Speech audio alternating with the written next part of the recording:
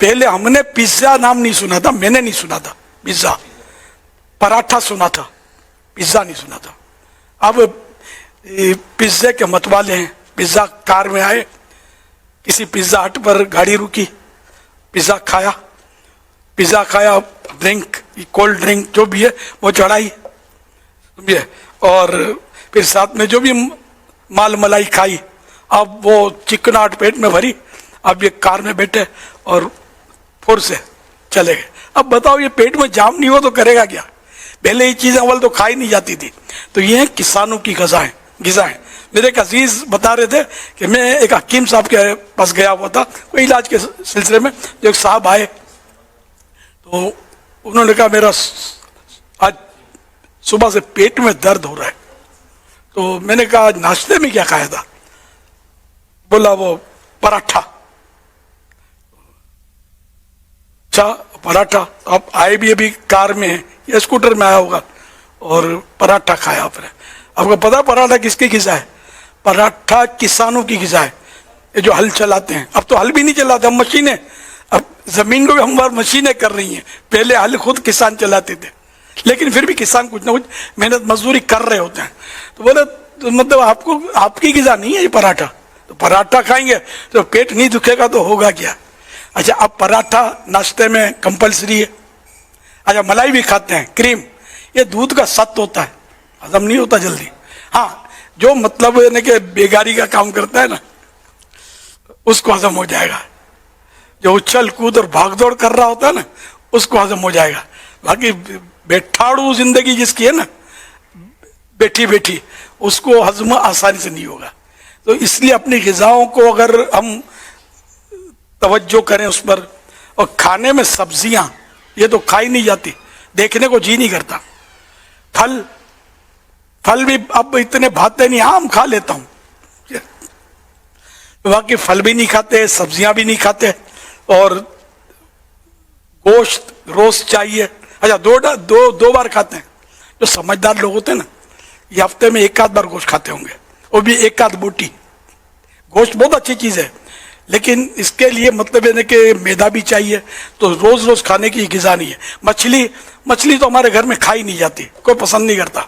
मछली बहुत जरूरी है, मछली कम से कम हफ्ते में 1 या 2 बार खानी चाहिए।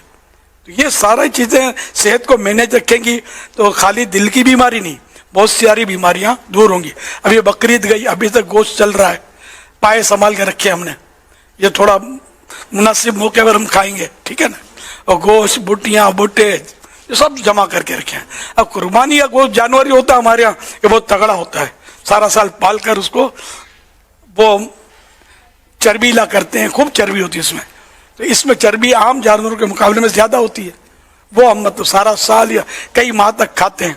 खाना जायज है, लेकिन मसले इसको हजम करना, इसका लक्कड़ हजम, पत्थर हजम, मैदा का सेला है, इसके लिए बेगारी कौन करे?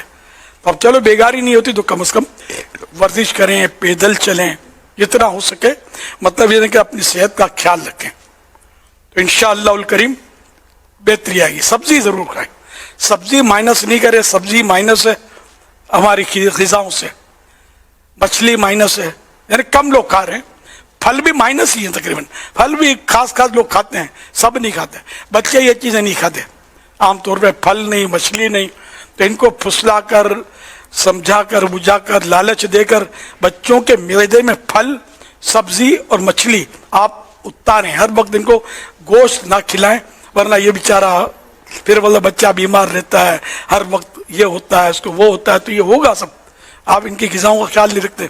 इनको चॉकलेट, टॉफियाँ, बिस्कुट, चिप्स वगैरह खाने से बचाएं, लेकिन हम नहीं बचा सकते। मैं समझता हूँ बहुत मुश्किल है, ये जितना हो सके इनको बचाएं, कि ये चीजें बीमारियां करती हैं, भूख मार देती हैं, तो आगे वो खाएगा क्या?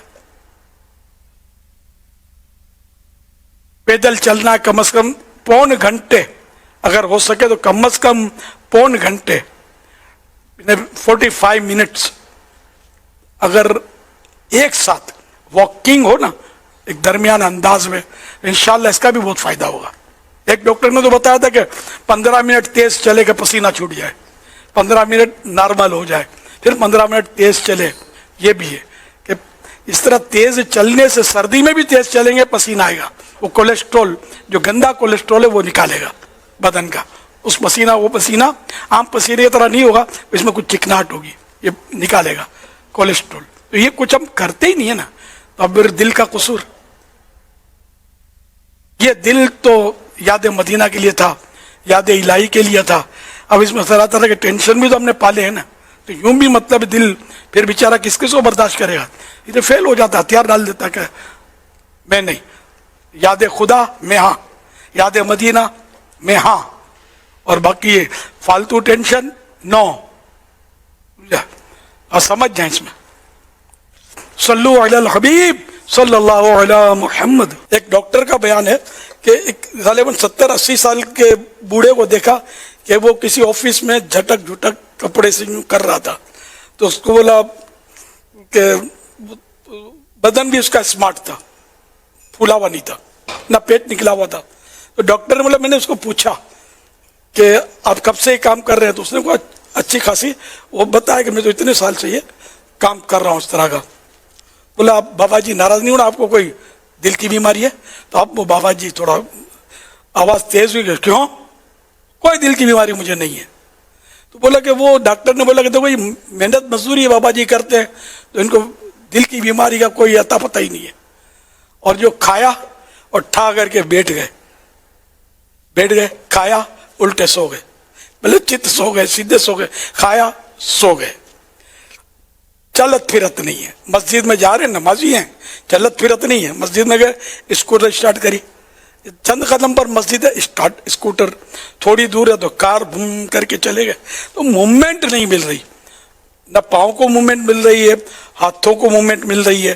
تو اس طرح مطلب یہ کہ ظاہر ہے کہ پھر کھانا اتنا آسانی سے ہضم تو ہوگا نہیں، پیدل چلنا نہیں ہے، اچھا ایکسرسائز کرنی نہیں ہے، محنت پڑتی ہے اس میں، ہم لوگ یہ بھی نہیں کرتے۔